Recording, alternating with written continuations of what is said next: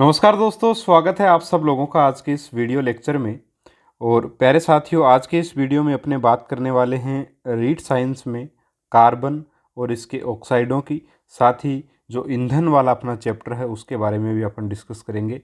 और इन दोनों से संबंधित जो भी एनसीईआरटी में महत्वपूर्ण प्रश्न दे रखे हैं उनको अपन डिस्कस करने की इस वीडियो में कोशिश करेंगे। ठीक है, यह टेस्ट आपका साथियों हमारे नए एप्लीकेशन पर लिया गया था, जिसका लिंक डिस्क्रिप्शन बॉक्स में है। बिल्कुल फ्री में टेस्ट लिया गया था और आप सभी लोगों ने टेस्ट दिया होगा। और उसके बाद में इसके सॉल्यूशंस में डिटेल सॉल्यूशन भी दिया हुआ है। ठीक है, लेकिन इसको अपन यूट्यूब पर भी थोड़ा सा डिस्कस कर लेते हैं। इसके अलावा प्रीरीट 5 का जो एग्ज़ाम है, अंतिम जो प्रीरीट एग्ज़ाम है अपना, वो 15 जुलाई को होगा। ठीक है, और ये भी हमारे नए एप्लीकेशन पर ही होगा, तो आप उसको आराम से डाउनलोड कर सकते हैं। लिंक आपको डिस्क्रिप्शन बॉक्स में मिल जाएगा। उसके बाद में आप इस टेस्ट को जो है वो साथियों 15 जुलाई को दे सकते हो। ठीक है, चलिए स्टार्ट कर लेते हैं बिना समय गवाए। पहला प्रश्न है आपका, कार्बन की संयोजकता कितनी होती है? 4, 6, 10 या 2? तो सभी को पता है कि कार्बन की जो संयोजकता है वो कितनी होती है, 4 होती है साथियों। बिल्कुल सिंपल सा प्रश्न, बेसिक सा प्रश्न। ऑप्शन आपका ए सही हो जाएगा। ठीक है, आवर्त सारणी में कार्बन जो है वो साथियों नंबर 6 पे है ना। आवर्त सारणी में परमाणु क्रमांक इसका कितना होता है? 6 होता है। ठीक है, और इसे ये कैपिटल सी से अपन रिप्रेजेंट करते हैं। इसका इलेक्ट्रॉनिक विन्यास क्या होता है? 1s2, 2s2 और 2p2 होता है। ठीक है, तो थोड़ा सा देख लीजिएगा, कार्बन की जो ज्यामिति होती है वो सम चतुष्फलकीय होती है। आपका ऑप्शन ए यहाँ पर सही होगा। प्रयोगशाला में निर्मित प्रथम कार्बनिक यौगिक कौन सा है? यूरिया इसका उत्तर रहेगा साथियों। सबसे पहले जो कार्बनिक यौगिक बनाया गया प्रयोगशाला में वो है यूरिया। ठीक है, चलिए आगे बढ़ते हैं। प्रश्न नंबर 23 है, निम्न में से कौन सा कार्बन का एक अक्रिस्टलीय अपरूप नहीं है? है ना, अक्रिस्टलीय अपरूप नहीं है मतलब आपको क्रिस्टलीय अपरूप बताना है। और क्रिस्टलीय अपरूप आपका देखिए, क्रिस्टलीय अपरूप 3 होते हैं, हीरा, ग्रेफाइट और फुलरेन। तो यहाँ पर हीरा दिया गया है, बाकी कोयला, कोक और काजल ये सारे के सारे आपके अक्रिस्टलीय अपरूप हैं। ठीक है, आपको बताना क्या था? क्रिस्टलीय बताना था, तो यहाँ आपका उत्तर आ जाएगा हीरा। चलिए आगे बढ़ें, प्रश्न नंबर 4 की बात कर लेते हैं। प्रश्न नंबर 4 है, हीरे के संदर्भ में सही है। हीरा रंगहीन तथा पारदर्शी होता है। 2, यह विद्युत का कुचालक होता है क्योंकि कार्बन की 4 संयोजकता 4 अन्य कार्बन परमाणुओं से जुड़ी होती है। ठीक है, और आगे है, अतः मुक्त इलेक्ट्रॉन इसमें नहीं होते हैं। फिर आपका यह कार्बन का अति शुद्ध रूप है। और डी ऑप्शन है उपयुक्त सभी। तो देखिए यहाँ हीरे के संदर्भ में बात की जाए तो सारे ही कथन सही हैं, इसलिए उपयुक्त सभी इसका उत्तर होगा। हीरा रंगहीन भी होता है, पारदर्शी भी होता है ना, और विद्युत का कुचालक भी ये होता है। कार्बन का अति शुद्ध रूप भी होता है। इसकी जो संरचना वो चतुष्फलकीय होती है। कार्बन कार्बन के मध्य की जो दूरी है वो 1.54 आर्मस्ट्रॉन्ग होती है। ठीक है, और ये महत्वपूर्ण चीज़ें हैं जो आपको याद रखनी है। जो हीरे का गलनांक माना जाता है वो साथियों 3843 केल्विन माना जाता है। ठीक है, तो याद रखिएगा, बहुत महत्वपूर्ण पॉइंट्स हैं। और जहां आपने टेस्ट दिया है फ्री टेस्ट, उसके सॉल्यूशन में तो और भी महत्वपूर्ण चीज़ें हीरे के बारे में लगभग सारी बातें वहां पर बताई गई हैं, तो वो भी आप देख लीजिएगा। ठीक है, चलिए आगे बढ़ते हैं और बात करते हैं प्रश्न नंबर 5 की। प्रश्न नंबर 5 है, ग्रेफाइट का उपयोग नहीं किया जाता शुष्क स्नेहक के रूप में, इलेक्ट्रोड बनाने में, और नाभिकीय परमाणु भट्टी में मंदक के रूप में, या इनमें से कोई नहीं। तो देखिए ग्रेफाइट का जो उपयोग है वो साथियों शुष्क स्नेहक के रूप में भी करते हैं, इलेक्ट्रोड बनाने में भी करते हैं, नाभिकीय परमाणु भट्टी में मंदक के रूप में भी करते हैं। तो डी ऑप्शन जो है इनमें से कोई नहीं आएगा यहाँ पर उत्तर। प्रश्न नंबर 6 है, फुलरीन से संबंधित कथनों पर विचार कीजिए तथा सही कथन का चुनाव कीजिए। पहला, इसका उपयोग प्राकृतिक गैस के शुद्धिकरण में करते हैं। दूसरा, नाभिकीय परमाणु भट्टी में मंदक के रूप में उपयोग किया जाता है। और तीसरा है, आणविक बेयरिंग बनाने में इसका उपयोग जो वो किया जाता है। तो देखिए नाभिकीय परमाणु भट्टी में मंदक के रूप में अपन ग्रेफाइट का उपयोग करते हैं, न कि साथियों फुलरीन का। फ्लोरीन का उपयोग प्राकृतिक गैस के शुद्धिकरण में भी करते हैं और साथ ही आणविक बेरिंग बनाने में भी इसका उपयोग किया जाता है। तो 1 और 3 ये तो सही कथन है, बाकी दूसरा कथन आपका सही नहीं है। ठीक है, और बात करें अपन प्रश्न नंबर 7 की, तो वो है कार्बन के कार्बन थोड़ा गलत लिखा गया है यहाँ। कार्बन के अपूर्ण दहन से किस ऑक्साइड का निर्माण होता है? तो अपूर्ण दहन से कार्बन मोनोऑक्साइड का निर्माण साथियों होता है, कार्बन मोनोऑक्साइड। ठीक है, अगला आपका प्रश्न है, कार्बन डाइऑक्साइड से संबंधित सही कथन है। कार्बन डाइऑक्साइड से सही कथन देखिए, इसका उपयोग सोडा वाटर बनाने में किया जाता है, बिल्कुल सही पॉइंट है। इसके बाद में बात करें, इसका उपयोग अग्निशामक यंत्रों में होता है, ये भी सही है। फिर पौधों के द्वारा प्रकाश संश्लेषण क्रिया में इसका उपयोग होता है, ये भी बिल्कुल सही। तो सारे ही कथन ठीक हैं, इसलिए ऑप्शन आपका डी यहाँ पर उत्तर हो जाएगा। प्रश्न नंबर 9 है, निम्न में से संतृप्त हाइड्रोकार्बन का उदाहरण नहीं है। संतृप्त हाइड्रोकार्बन का उदाहरण नहीं है, वो बताना है। तो देखिए एसिटिलीन जो है वो संतृप्त हाइड्रोकार्बन का उदाहरण आपका नहीं रहेगा। ठीक है, ये एक मिनट, संतृप्त हाइड्रोकार्बन का उदाहरण नहीं है। ठीक है, हाँ जी, एसिटिलीन यहाँ पे रहेगा। ठीक है साथियों, और ये असंतृप्त हाइड्रोकार्बन रहेगा। संतृप्त हाइड्रोकार्बन में मेथेन है, एथेन है, प्रोपेन है, कार्बन कार्बन के मध्य एकल बॉन्ड जहाँ पाए जाए, और असंतृप्त हाइड्रोकार्बन एल्कीन एल्काइन जो हैं वो पाए जाएंगे। ठीक है, तो यहाँ पर जो आपका आंसर रहेगा वो रहेगा एसिटिलीन। ठीक है, चलिए अब बात करते हैं प्रश्न नंबर 10 की। अणु में कार्बन परमाणु की संख्या 7 है तो पूर्व लगन क्या लगेगा?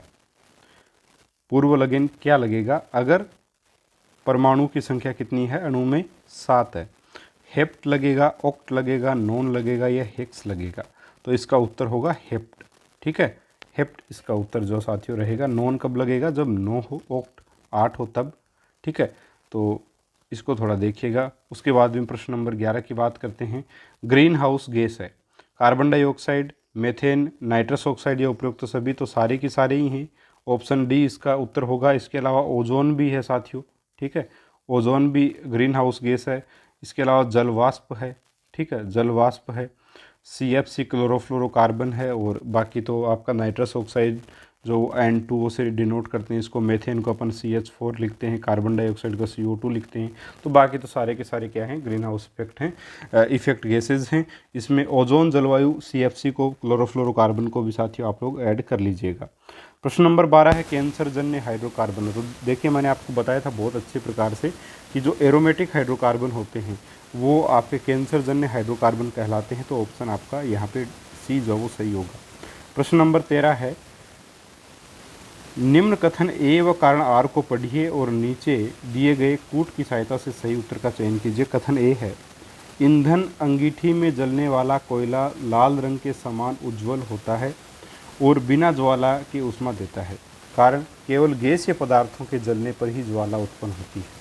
तो देखिए ए सही है परंतु आर सही नहीं है, क्योंकि केवल गैसीय पदार्थों के जलने पर ही ज्वाला उत्पन्न होती है ऐसा नहीं है। ठीक है, तो यहाँ जैसे ऊर्जा के और भी स्रोत जैसे लकड़ी है ना, कास्ट है, कोयला है, इनसे पेट्रोल है, मिट्टी का तेल है, इनसे भी तो साथियों अपने को ऊष्मा प्राप्त होती है। तो केवल गैसीय पदार्थों से हो ऐसा ज़रूरी नहीं है, इसलिए आर तो बिल्कुल गलत है, बाकी ए जो है वो आपका सही है। तो ए सही, आर गलत, आपका ऑप्शन ए जो ऑप्शन नंबर सी जो है वो सही उत्तर साथियों यहाँ पर रहेगा। प्रश्न नंबर 14 की बात करें। प्रश्न 14 है, निम्न कथन ए और कारण आर को पढ़िए और नीचे दिए गए कूट की सहायता से सही उत्तर का चयन कीजिए। कथन ए है, तरलीकृत पेट्रोलियम गैस का प्रमुख घटक मीथेन है। तरलीकृत यानी LPG, लिक्विड पेट्रोलियम गैस की बात कर रहा है, तरलीकृत LPG। ठीक है, दूसरा कारण दे रखा है, मीथेन घरों तथा कारखानों में जलाने के लिए सीधे प्रयोग में लाई जा सकती है, जहां वह पाइपलाइनों से उपलब्ध कराई जा सकती है। तो यहाँ अगर देखें अपन इस प्रश्न में, तो LPG गैस का प्रमुख घटक साथियों मीथेन नहीं होता है। ठीक है, क्या होता है आगे बात करेंगे इसी वीडियो में, इसी टेस्ट में मैंने आगे प्रश्न दिया था उसमें बात कर लेंगे, लेकिन अभी के लिए आप यही जान लीजिए कि LPG का प्रमुख जो घटक है वो मीथेन नहीं होता है। तो निश्चित तौर पर आपका LPG तो यहाँ जो दे रखा है प्रमुख घटक मीथेन, वो तो सही नहीं है, यानी ए बिल्कुल भी आपका ठीक नहीं है। बाकी मीथेन घरों तथा कारखानों में जलाने के लिए सीधे प्रयोग में लाई जा सकती है, ये बिल्कुल सही बात है। ठीक है, तो इसका जो गलत है किंतु आर सही है, ये इसका उत्तर होगा साथियों। ठीक है, बायोगैस होती है ना, गोबर गैस, जिसको अपन गोबर गैस प्लांट, बायोगैस है ना, बायोगैस का प्रमुख घटक एक प्रकार से मीथेन हम मानते हैं, है ना। तो वो डायरेक्ट जलाने के काम में निश्चित तौर पे कारखानों में या घरों में सीधे तौर पे ली जा सकती है। लेकिन पहला जो आपका कथन है एलपीजी गैस का प्रमुख घटक मीथेन है, ये गलत कथन है। ठीक है, तो प्रमुख घटक क्या है आगे बात करेंगे। ये लीजिए अगला ही प्रश्न है, निम्नलिखित सूची 1 को 2 से आपको मिलाना है। ठीक है, सूची 1 को 2 से मिलाना है साथियों। सूची 1 है प्रमुख घटक और सूची 2 में ईंधन गैसें हैं। ठीक है, तो इनका देखिए सीएनजी के जो प्रमुख घटक है साथियों, वो याद रखिएगा क्या है, मीथेन और एथेन। मीथेन और एथेन जो वो सीएनजी के प्रमुख घटक हैं, यानी ए में 3 आएगा। फिर बात करें एलपीजी की, तो एलपीजी के जो प्रमुख घटक हैं वो है ब्यूटेन और प्रोपेन। इसके अलावा कोल गैस के प्रमुख जो घटक हैं कोल गैस के, वो हैं हाइड्रोजन, मीथेन, कार्बन मोनोऑक्साइड और वाटर गैस, या जिसको जल गैस भी बोलते हैं, उसके कार्बन मोनोऑक्साइड और हाइड्रोजन प्रमुख घटक हैं। तो निश्चित ही यहाँ जो उत्तर बनेगा वो ऑप्शन ए आपका सही उत्तर साथियों इसका बनेगा। ठीक है, चलिए आगे बढ़ते हैं और बात करते हैं प्रश्न नंबर 16 की। प्रश्न नंबर 16 है, निम्नलिखित जीवाश्म ईंधनों में से कौन सा स्वच्छतम ईंधन है। तो स्वच्छतम पेट्रोल, कोयला, प्राकृतिक गैस या डीजल। तो स्वच्छतम की बात की जा रही है, तो निश्चित ही प्राकृतिक गैस इसका उत्तर जो साथियों रहेगा। अगला प्रश्न, निम्नलिखित में से मुख्यतः किसके लिए सीटेन संख्या गुणवत्ता प्रचालक के रूप में प्रयुक्त की जाती है। तो देखिए सीटेन संख्या का उपयोग हम डीजल के लिए करते हैं।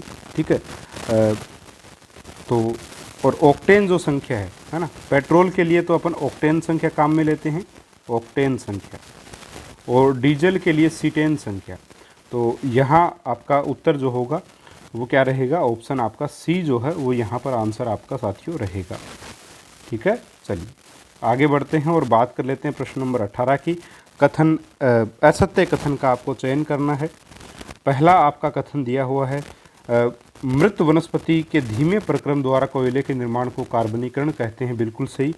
दूसरा है, मोथ तथा अन्य कीटों को भगाने हेतु प्रयोग में ली जाने वाली नेफ्थलीन की गोलियां कोलतार से बनाई जाती हैं। तो देखिए दोनों बातें सही हैं अपनी जगह, बिल्कुल ठीक है। और आपको चुना है असत्य कथन आपको चुनना है, जबकि दोनों कथन दिए गए हैं वो दोनों ही कथन सत्य हैं। तो न तो एक असत्य है न दो, ऑप्शन डी इस प्रश्न का जो है वो साथियों आपका उत्तर जो वो हो जाएगा। ठीक है, चलिए प्रश्न नंबर 19 की बात करें, पेंट एवं सड़क निर्माण में उपयोगी है। देखिए पैराफिन मोम नहीं होगा, बिटुमेन, स्नेहक तेल, डीजल। तो डीजल स्नेहक तेल भी नहीं होगा, बिटुमेन इसका आंसर होगा। ठीक है, पेट्रोलियम का ये एक संगठक है बिटुमेन, इसका उपयोग पेंट और सड़क निर्माण में साथियों किया जाता है। इसके अलावा जो डीजल है वो गाड़ियों में अपन काम में लेते हैं, आप सभी को पता है। स्नेहक तेल की बात की जाए तो स्नेहक के रूप में इसका उपयोग किया जाता है। और पैराफिन मोम की बात की जाए तो साथियों पैराफिन मोम जैसे मरहम है, मोमबत्ती है, वेसलीन है आदि बनाने में जो है आपके स्नेहक तेल का उपयोग जो साथियों किया जाता है। पैराफिन मोम का उपयोग जो किया जाता है, माफ़ी चाहूँगा, किसमें, मरहम, मोमबत्ती और वेसलिन वगैरह बनाने में। ठीक है, तो ये भी थोड़ा सा आप देख लीजिएगा। और आगे बढ़ते हैं और प्रश्न नंबर 20 की बात करते हैं। प्रश्न नंबर 20 है, बिटुमनी में कार्बन की मात्रा बताओ। बिटुमनी में कार्बन की मात्रा 80% या 60% या 70% या 95%। तो 80% इसका उत्तर होगा। कार्बन की मात्रा के आधार पर कोयले को 4 भागों में देखिए बांटा गया है। सबसे पहले प्रकार का कोयला होता है पीट कोयला, जिसमें 60% कार्बन की मात्रा होती है, लगभग 60%, लगभग बताऊंगा। लिग्नाइट उसके बाद में एक और प्रकार है जिसमें कार्बन की जो मात्रा लगभग 67% होती है। इसके बाद में एक कोयला आता है बिटुमनी। बिटुमनी में कार्बन की जो मात्रा है वो साथियों 80% होती है। इसके अलावा एंथ्रेसाइट में जो कार्बन की मात्रा है वो 90 से 98% जो साथियों होती है। ठीक है, तो इसका उत्तर होगा ऑप्शन आपका बी, प्रश्न नंबर 21 है, प्रभाजी आसवन में नेफ्था कितने तापमान पर अलग किया जाता है? प्रभाजी आसवन पेट्रोलियम के शुद्धिकरण के लिए काम में लेते हैं और विभिन्न जो पदार्थ हैं जैसे प्राकृतिक गैसें, पेट्रोल, नेफ्था, केरोसिन, डीजल, ये सारे के सारे अलग अलग टेम्परेचर पर अपने को प्राप्त होते हैं, पृथक होते हैं आसवन के द्वारा। तो जहाँ जिस टेम्परेचर पर नेफ्था अलग होता है वो आपका 120 डिग्री सेंटीग्रेड से 180 डिग्री सेंटीग्रेड होगा, ठीक है। और इसके अलावा जो पेट्रोल है वो 30 डिग्री सेंटीग्रेड से 120 डिग्री सेंटीग्रेड पर अलग हो जाता है। इसके अलावा केरोसिन या मिट्टी का तेल 180 से 260 डिग्री सेंटीग्रेड के मध्य हो जाता है, ठीक है। डीजल जो है वो 260 से 340 डिग्री सेंटीग्रेड के तापमान पर अलग किया जा सकता है। तो यहाँ आपका उत्तर जो बनेगा नेफ्था के लिए वो आपका ऑप्शन जो वो बी बनेगा, ठीक है। प्रश्न नंबर 22 है, पेट्रोलियम के प्रभाजी आसवन में अंतिम उत्पाद क्या बचता है? तो सब लोग जानते हैं डामर, जिसको कोलतार भी कहते हैं साथियों, वह बचता है, ठीक है। तो ये 600 डिग्री सेंटीग्रेड पर अलग किया जाता है साथियों डामर को, जिसको अपन पेट्रोलियम कोलतार भी कहते हैं, है ना। तो इसका उत्तर होगा आपका ऑप्शन नंबर डी। बात करें प्रश्न नंबर 23 की, निम्न में से सर्वाधिक ऊष्मीय मान किसका है? देखिए ये जो क्वेश्चन है ये अभी अभी RMSSB, है ना, जो आगे थर्ड ग्रेड का एग्ज़ाम राजस्थान में लेने वाला है, तृतीय श्रेणी शिक्षक भर्ती जो करवाने वाला है बोर्ड, उसी बोर्ड के द्वारा एक पेपर अभी अभी कुछ दिनों पहले, पेपर का नाम ध्यान में नहीं आ रहा मुझे, अभी वो पेपर हुआ था और उसमें जो ऊष्मीय मान से संबंधित प्रश्न आया था साथियों, ठीक है। उसमें शायद ये था कि सबसे कम ऊष्मीय मान किसका, 4 ऑप्शन आपको दिए हुए थे। तो ये ऊष्मीय मान की जो टेबल है ना, ऊष्मीय मान की टेबल NCERT की बुक में बनी हुई है। उस टेबल को आप याद कर लीजिए, चाहे रट लीजिए, कुछ भी कर लीजिए, लेकिन वो कंठस्थ हो जानी चाहिए आपको अच्छे से, क्योंकि वहाँ से ये जो बोर्ड है ये फिक्स क्वेश्चन ज़्यादा देता है ना। तो वो कुछ पॉइंट्स हैं जो आपको रट लेने अच्छे प्रकार से, निश्चित ही आपके अच्छे अंक आएंगे उसके बाद में, ठीक है। तो देखिए इसका उत्तर जो होगा, सर्वाधिक ऊष्मीय मान हाइड्रोजन का होता है, ठीक है। 1,50,000 किलो जूल पर किलोग्राम, 1,50,000 किलो जूल पर किलोग्राम, इतना होता है साथियों हाइड्रोजन का।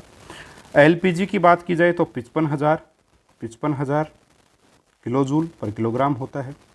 CNG की अगर बात की जाए, ठीक है, CNG की अगर बात की जाए तो वो होता है 50,000, यानी कि LPG का ज़्यादा होता है। कई जगह लिखा होता है कि CNG का उसमें मान ज़्यादा होता है, ऐसा नहीं है ना।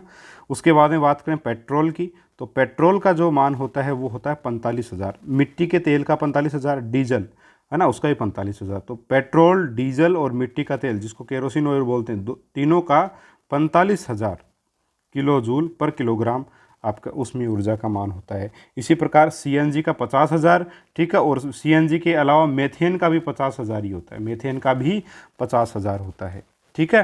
तो इस प्रकार से आप थोड़ा सा इनको याद कर लीजिएगा। गोबर के जो उपले होते हैं उनका भी मान दिया उस बुक में, मेरे हिसाब से 6,000 से 8,000, 6,000 से 8,000, 6,000 से 8,000 जो है, 6,000 से 8,000 किलो जूल पर किलोग्राम जो है वो साथियों गोबर के उपलों का उसमें मान है। लकड़ी का भी दे रखा था उसमें, मेरे हिसाब से कोयले का भी दे रखा था, तो वो चीज़ें भी आप देख लीजिएगा। बहुत अच्छी किताबें हैं NCERT वाली, है ना। बाकी रीड के लिए अपने जो मैटर मैंने आपको पढ़ाया वो मोर देन सफिशिएंट है, उससे बाहर निश्चित तौर पे नहीं आएगा। और आगे थर्ड ग्रेड भर्ती की जो तैयारी आपको करवाऊंगा उसमें रीट वाला जो मैटर है वो देखिए भाई, साइंस तो बदलती थोड़ी है, साइंस तो वही है, वो तो पढ़ेंगे अपन रीट वाला तो, बट उसके साथ में बीच बीच में काफ़ी सारी चीज़ें नई भी ऐड करवाऊंगा और डेप्थ में आपको थोड़ा सा करवाने की कोशिश करेंगे, है ना। कुछ जैसे NCERT की बुक्स भी, उसमें NCERT की बुक्स को ज़्यादा इम्पोर्टेंस मैं दूंगा, ठीक है, ताकि जो भी पेपर बने आप बड़े आराम से उसको कर पाओ, ठीक है साथियों। चलिए मिलेंगे अपन अगले वीडियो में एक और टॉपिक के महत्वपूर्ण प्रश्नों के सॉल्यूशन के साथ। तब तक के लिए नमस्कार, जय हिंद, जय भारत।